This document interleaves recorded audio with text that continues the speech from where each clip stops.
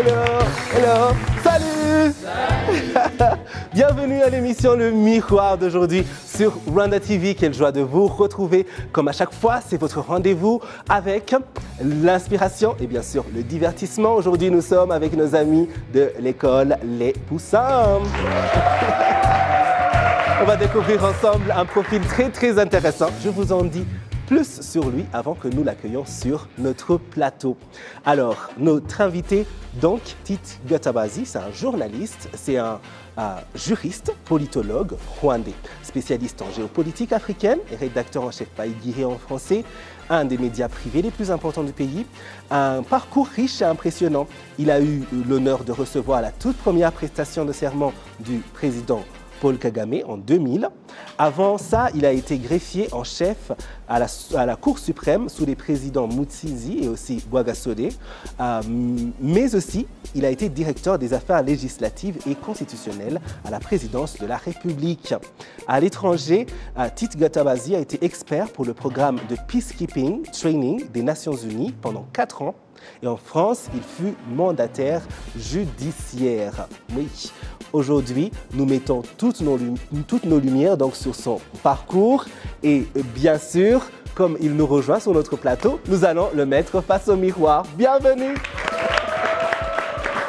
Comment allez-vous? Très bien, merci. Ouais. Bonjour les jeunes. Ouais, je suis très content de vous avoir sur le miroir. C'est impressionnant d'avoir les jeunes devant soi. C'est vrai? Oui. Oui. Oui, mais ça fait aussi plaisir de leur parler. Oui, beaucoup. Oui. Ouais. Comment est-ce que vous vous retrouvez avec une carrière et une formation aussi riche et variée? Enfin, je suis parti sur le droit. Je suis un passionné de droit. Je suis intraitable sur la justice. Je déteste l'injustice. Et donc, j'ai décidé très jeune, je devais avoir leur âge. À 11 ans, je savais que je devais faire le droit. Wow. Et pouvoir sortir les gens comme ça des difficultés de la vie quotidienne. Et en faisant le droit, la politique n'est jamais loin. Et donc, j'ai eu la chance d'aller faire mon master à Paris 11. Et je me suis dit, droit international et politique, sont vraiment cousins. Ouais. Donc, après, j'ai fait sciences politiques. J'étais attiré par la justice de par mon passé de greffier en chef à la Cour suprême. J'ai fait une spécialisation de droits de l'homme à Strasbourg. Et après, je suis allé faire un certificat de mandataire judiciaire. Et donc, j'ai exercé comme mandataire judiciaire en France. Et puis, je suis allé à Genève pour faire le training des militaires, des casques bleus qui partent en mission. Et donc, il faut leur enseigner les règles des Nations Unies, les règles de droit international humanitaire. Et puis, vous partez dans une région, c'est quoi la culture là-bas, comment vous devez vous comporter, voilà. Et après, je rentre au pays, je me retrouve à Iguihé comme ça, en train d'écrire, parce que j'ai toujours aimé l'écriture, en fait. Ouais, voilà. Wow. Et ça fait tout ça, voilà. Et tout ça, c'est parti d'un jeune garçon qui était très passionné par le droit, que vous alliez suivre des procès où vous approchiez des avocats et tout ça, des juristes, pour comprendre. Je ne sais pas qui a filé la mèche, je soupçonne quelqu'un, mais quand j'étais en 4e secondaire, et donc leur âge, et que j'avais vraiment décidé de faire du droit, je suis allé embêter 1 ou 2 fois Musée Karuretwa, qui était avocat à Goma, et je lui disais que je voulais devenir avocat. Il a dit oui, oui, allez-y, mais il faut réussir à l'école et il faut travailler très dur à la fac de droit. Et donc je lui dis oui. Et les seules fois où j'ai carotté, on appelait ça carotter à l'époque, j'ai fait l'école buissonnière, c'est quand j'allais au tribunal pour assister au procès. Mais c'était passionnant. À cet âge-là, si jeune. Ah, oui, oui. Il y a un lexique juridique, le vocabulaire n'est pas le même. Quand vous voyez le parquet qui accuse, vous vous dites, ce type, il est grillé, c'est fini. Quand l'avocat se lève, vous êtes pris de doute par les arguments de l'avocat. Et vous avez comme ça ce suspense pour dire, que va dire le juge finalement? Parce que le parquet a blossé un tableau noir sur la personne. l'avocat a tout fait pour le sauver. Je ne savais pas c'était quoi les circonstances atténuantes. Voilà. Je lisais beaucoup, je discutais avec les magistrats. Je me suis même fait un ami magistrat à l'époque. Bon, mais j'étais... Ouais, c'est très bien. Et voilà, donc si on a une passion, il faut commencer tôt à la cultiver. Ouais. Et c'est très bien. Alors aujourd'hui, vous êtes donc Aïguihé, Ouais. rédacteur, et c'est une grande plateforme parce que tout le monde, on connaît, on n'a pas besoin d'expliquer. Quand on dit Guihé, les gens ils connaissent déjà Très ce bien. que c'est. Et puis aussi Écho de Grand Écho Lac. Grand Lac, oui. Écho Grand Lac. Et c'est des plateformes grandes qui vont toucher le pays en entier et en dehors de nos frontières. Ouais. Donc c'est une grande responsabilité en termes d'audience. Qu'est-ce que ça représente pour vous lorsque vous devez préparer ce que vous avez à dire, ce que vous avez à publier, etc., etc. En fait, c'est un exercice auquel je suis habitué depuis tout petit. J'ai fait la rédaction, j'ai fait la dissertation, j'ai fait des préparations de plaidoiries. Je sais ce que c'est. Ouais. De s'asseoir, de prendre un thème et de faire des recherches autour de ce thème-là. Je n'aime pas beaucoup les opinions à la va-vite comme ça. Il est blanc, il est noir. Non, il y a toujours une zone grise autour de ça. Et je fais des analyses. Je contextualise ce que je dois dire et ce que je dois écrire. Ouais. Ça veut dire qu'il y a un travail de recherche en amont. Et voilà, une mise en musique du texte, l'agencement qu'il faut, et faire attention à ce que celui qui va lire, il puisse comprendre. Ouais. Donc, je lui parle à travers ce que j'écris. Je m'inscris en faux contre tout ce qui est manipulation, la falsification des faits historiques. Les négationnistes, ils me trouvent sur leur chemin. Et voilà, l'actualité politique, l'analyse de la sous-région. Nous sommes dans une région quand même assez mouvementée et qui a une histoire triste et qui a comme ça besoin qu'on rappelle chaque fois qu'est-ce qui s'est passé, comment ça s'est passé, quel comportement on aurait dû avoir en ce moment, lequel on a aujourd'hui et parfois avec des intérêts divergents. Voilà, avec ce souci de clarté. Ouais. Voilà. Voilà. Et c'est très bien que vous fassiez ça avec tout le background que vous aviez qui vous permet de vraiment vous informer de cette manière, donc informer d'une base informée. Je ne sais pas si ça se comprend ce que je veux dire par là. Et en parlant justement de grande audience, maintenant il y a de plus en plus de plateformes entre guillemets médiatiques, comme les médias en ligne, les réseaux sociaux, YouTube par exemple, où on va vraiment retrouver de plus en plus de personnes qui gagnent en influence parce qu'ils ont une audience qui les suit. Et quel serait votre conseil en tant qu'expert dans ce domaine, une personne qui a travaillé assez dans ce domaine, pour que quand même, oui, on ait ces views-là qu'on veut avoir, cette grande audience, mais aussi quand même qu'on n'oublie pas l'impact positif qu'on doit avoir sur nos communautés? Bon, il y a la motivation. Qu'est-ce qu'on va faire quand on a le micro ou la caméra en face? Quelle audience on veut adresser? Et qu'est-ce qu'on veut dire? Est-ce qu'on veut faire de la pédagogie pour expliquer certaines choses? Est-ce qu'on veut faire de la propagande parce qu'on a une commande derrière? Est-ce qu'on veut céder à la facilité des insultes? Il faut voir d'abord, que veut cet individu-là qui va prendre sa caméra et qui s'adresse aux autres? C'est quoi le but derrière? Quelle méthodologie on utilise? Est-ce qu'on vient insulter parce qu'il y a à boire et à manger sur les réseaux sociaux? Parfois pas toujours digeste. Et donc, voilà, c'est une responsabilité individuelle d'abord, de dire, je vais m'adresser à des gens que je ne connais pas. Est-ce que je suis conscient de l'impact que je peux avoir? Est-ce que je veux que le monde aille mieux quand j'aurai éteint la caméra, ou je veux ajouter le drame au drame? C'est pour ça que c'est une bataille. Hein? C'est chaque fois, il faut corriger celui qui a mal présenté les choses, celui qui part sur des raccourcis, ceux qui ont des intérêts, parfois des agendas cachés. Voilà, il y a tout ça. Ça nous oblige de réfléchir profondément, de chercher les causes, parfois les causes profondes qu'on ne voit pas tout de suite. Et de dire, voilà, j'apporte ma contribution dans ce sujet que j'ai peut-être la chance de maîtriser mieux que les autres. Parce qu'on connaît l'histoire, on connaît la composition sociologique des populations, on connaît le droit.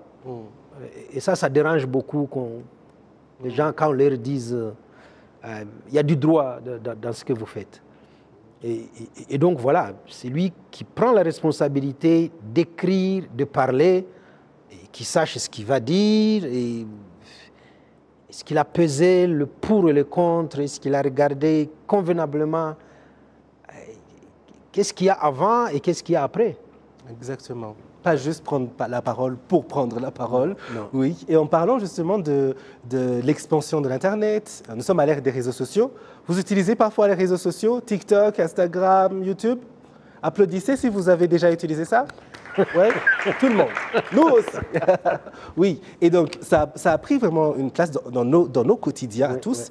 Et parfois, il y a ce challenge où on dit, alors il y a les jeunes qui doivent aussi avoir des études, faire attention à leurs études, et aussi ils doivent avoir une vie sociale, mais aussi on vit à l'ère des réseaux sociaux, on est aussi en train de scroller la majorité du temps. Quelle est peut-être la meilleure façon d'arriver à bien jongler, à faire que, je ne sais pas, ça se complète, ou bien on ne devrait pas essayer de faire ça, je sais pas. Est-ce qu'il y a une meilleure façon? Je ne sais pas. Oui. Moi, ce que je fais, j'ai toujours planifié ma journée. Aujourd'hui, j'ai ceci à faire. Et à l'heure de la pause, je peux aller jeter un coup d'œil ici ou là. Je serais mauvais pour dire qu'est-ce qui est bien, parce que moi, je le fais de manière professionnelle. Je dois lire des journaux, je dois lire des articles, je dois chercher, je dois regarder tout ce que les gens ont écrit sur la région des Grands Lacs. Et donc, c'est ma profession d'aller regarder ce qu'il y a sur le tweet de XY personnes. Mais après, on a 24 heures en un jour. Quel est le temps pour les jeunes? Quel est le temps qu'on met pour ses études? Quel est le temps qu'on met pour ses loisirs? Et quel est le temps qu'on met pour se reposer?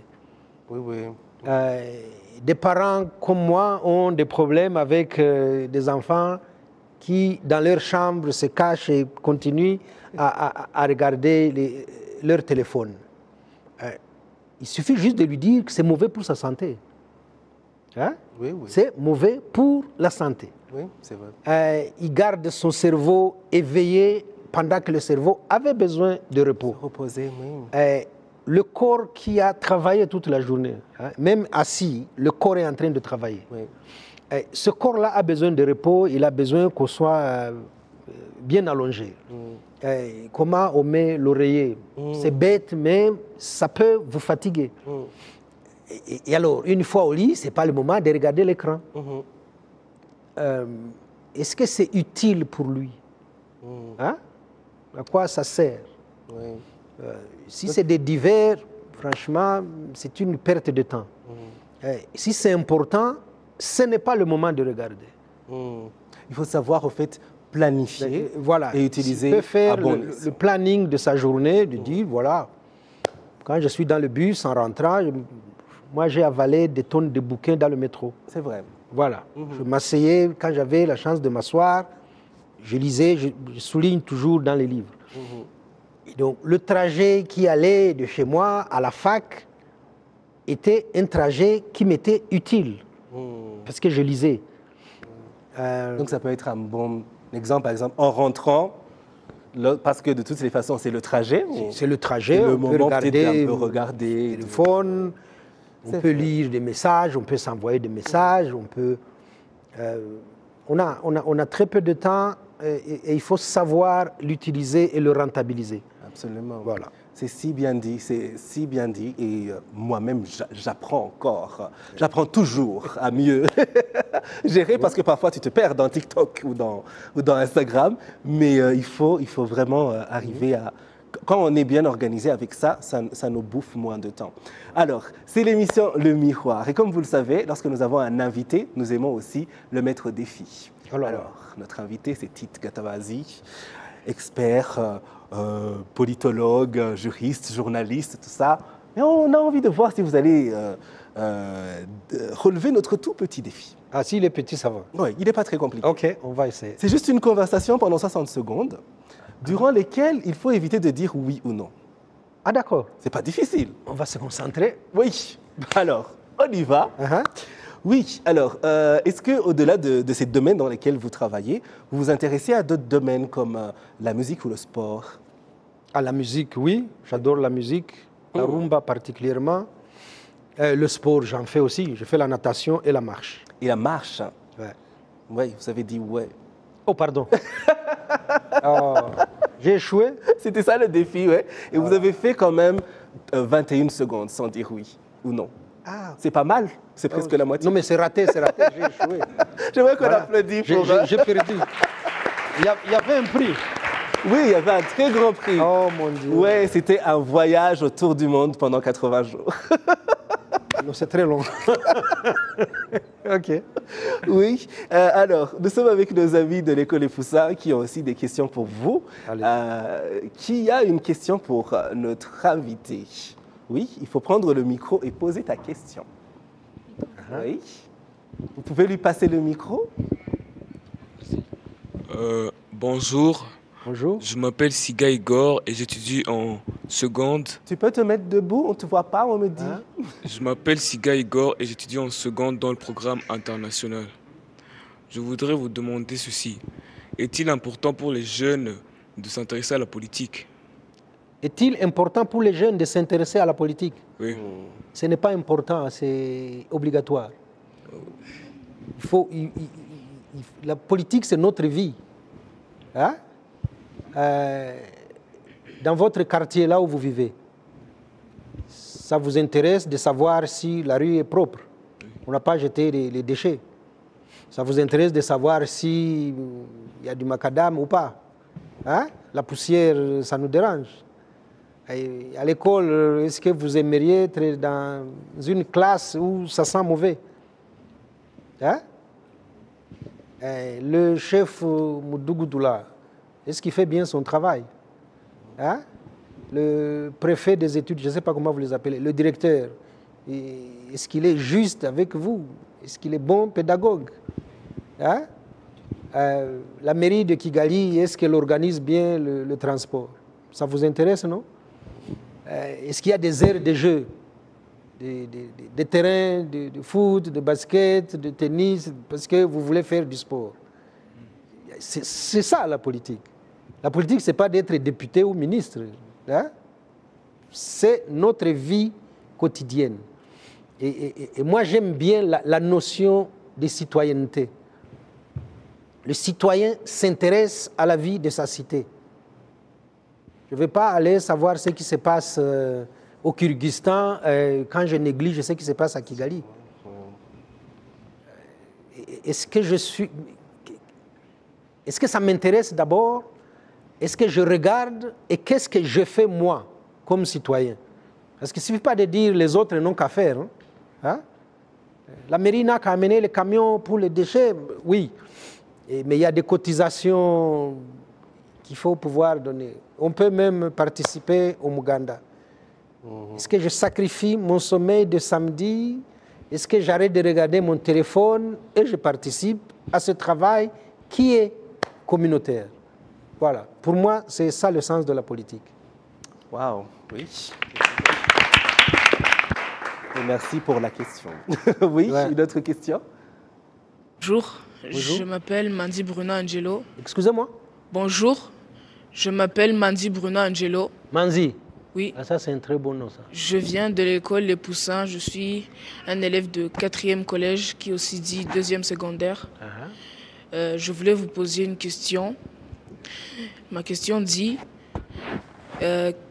quel est le bon choix, comment choisir une bonne faculté à l'université. Comment choisir une bonne faculté à l'université? Il faut d'abord voir le parcours qu'on a eu à l'école secondaire. Est-ce qu'on est fort dans les sciences, maths, physique, chimie? Est-ce qu'on est plutôt fort dans les langues? Est-ce qu'on est aujourd'hui, il y a ces affaires de IT? Je ne peux pas faire IT si je ne connais pas les mathématiques. Ça, c'est un. Connaître vraiment ses points forts et ses points faibles. Moi, je ne pouvais pas faire médecine même avec une bourse de $1000 par mois. Je ne pouvais pas. Hein? Ensuite, il faut discuter avec ses profs en dehors des heures d'école. Il faut discuter avec son entourage. Les autres nous apportent cet autre regard. Je suis probablement passionné par la médecine, mais la chimie, ça ne va pas. Je suis mauvais en chimie. Donc, les autres vont m'aider à m'orienter mieux. Mais qu'est-ce que moi je veux? Hein? Parce que je peux être mauvais en chimie et aller faire médecine, passer au lieu de 2 heures, passer 3 heures à potasser sur la biologie et la chimie. Et on peut y arriver. Donc, quelle est la base à l'école secondaire? Quels sont les piliers vraiment? Et ensuite, y penser un peu plus tôt. 2 ans avant, il faut se dire où est-ce que je veux aller et pourquoi je vais y aller. Qu'est-ce que je vais faire après mes études universitaires? Il ne suffit pas d'aller à l'université. Qu'est-ce que je vais faire de ces études-là? Je veux être ingénieur informatique. Très bien.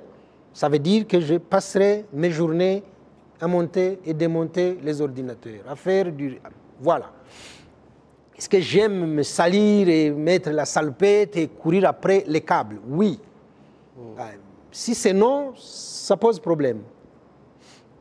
Réfléchir à tous ces éléments et discuter avec les aînés qui ont déjà fait ça. Et voir si ça cadre. Hein? Et travailler beaucoup plus, travailler et ne pas arrêter de travailler.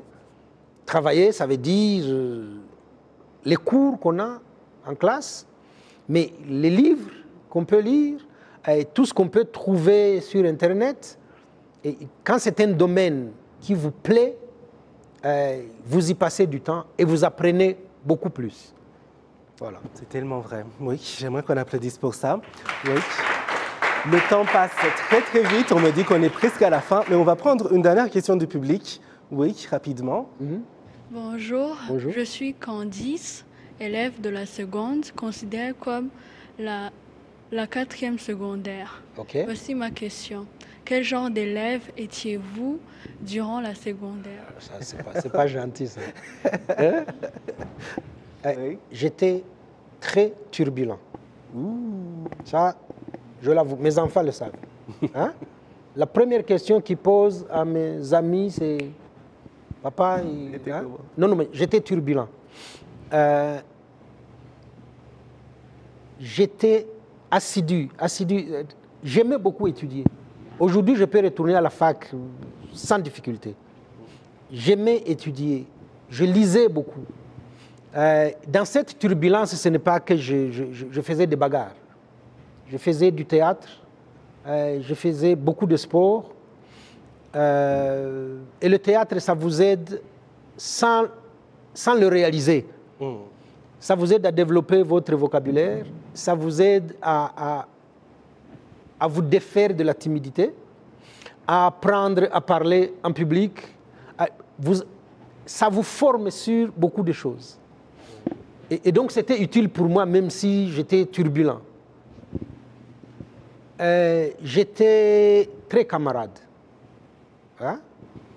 Je confesse que des copains ont été punis à cause de moi. Oh mon Dieu. Voilà.